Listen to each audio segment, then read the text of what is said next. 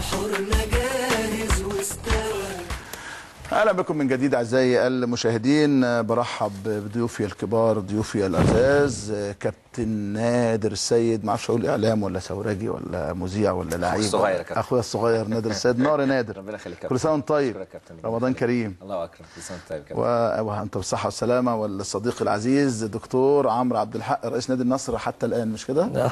ازيك يا دكتور؟ حتى تاريخه جالك الجواب ولا لا؟ لا لسه، بس خلاص. بس امبارح كلمني الاستاذ محمد سلام الحقيقه، قال لي انه لا خلاص، هي الجهه الاداريه بصراحه واقفه موقف كويس، لان اذا هنفترض ان في مجامله عن الكابتن سمير زاهر، حاول احنا بنعلنها رسمي ان الكابتن سمير زاهر هو ورا. خد انت البلاغ بقى شويه، انا ابعد انا عن البلاغات شويه. هو اللي بينافسني في انتخابات. والله مرشح نفسه؟ لا يعني يعني منزل حد ضدي على اساس ان يتم اقصائي، فبالتالي هو يفوز.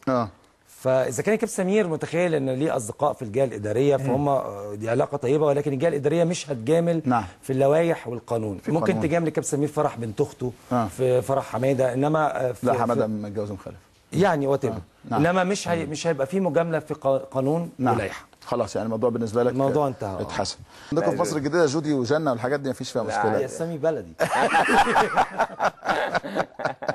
عمرو، رمضان في نادي النصر عامل ازاي؟ والله جميل. يمكن الكابتن نادر من حوالي 3 ايام رحت لهم الحقيقه ده، جه بس ما كنتش موجود. يعني انا جه لاعب كوره ولا جه عمل ايه؟ جاي بيشوف. حظك حلو ان انت ما لعبتش ضده. لا ما انا لسه بنرتب مع بعض. عارف ظلمي؟ لا بس عايز اقول لك حاجه بصراحه يا كابتن سمير، والله مش مجامله للدكتور عمرو، انما انا فوجئت ما شاء الله. جميل. لا تحفه. وبعدين والله بجد يعني فعلا يعني النادي روحه حلوه قوي. يعني وانت داخل النادي. انا اول مره في حياتي على فكره ادخل نادي النصر، بس كنت متخيله حاجه زي غير كده تماما. لا اصل انا شفته زمان، الناس قاعده اكيد حضرتك عارف انتخابات بقى، فدخلت الحاجات دي كلها من زمان عارفها. النادي جميل والملاعب حلوه ومليانه والاضاءه حلوه جدا والناس حلوه جدا والناس مستمتعه والموضوع امان. يعني كان معايا احمد ابني حتى وقتها، فيروح يشتري كده يشتري كده يشتري كده، وبعدين في الاخر فانا فاكر بقى اشتريت كذا حاجه، فقلت لا هدفع فاهمني. فلاقي مثلا ايه ايس كريم وبتاع مش عارف، قال لي انا عايز ايس كريم، فقلت له طيب خلاص خد. فاديته الفلوس 50 جنيه، قال لي ده جنيه ونص. قلت له جنيه ونص ولسه في العمله دي. قال لي طب انا عايز ثاني، قلت له روح. ده انت مش هنسيب نادي النصر كل يوم.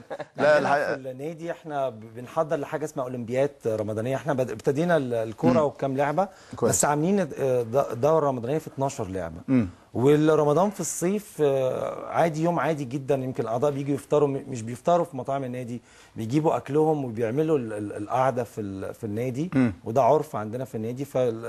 فرمضان في النادي عندنا ماشي وحتى انا المفروض عندي انتخابات كمان 3 اسابيع، ما عنديش اي مظهر من مظاهر الانتخابات. ما حدش معلق يفط ولا يفط ولا اي حاجه ولا ندب ولا في اي حاجه. كم مرشح عندك؟